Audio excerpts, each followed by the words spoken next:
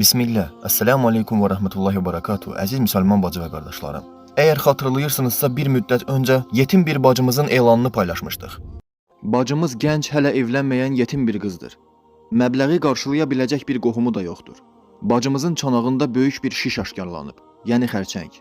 Damarları da artıq zədəliyib və təcili müdaxilə olunmasa, bacımız həyatını itirə bilər. Allah qorusun.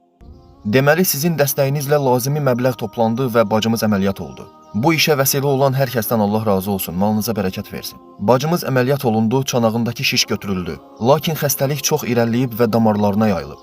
İndi bacımızı yenə ağır bir müalicə prosesi gözləyir. Ximiya və şua terapiya kimi. Bunun üçün də yenə də 1500 manat kimi bir vəsaitə ehtiyac var. Əlimizdən gələni əsirgəməyək, qardaşlar.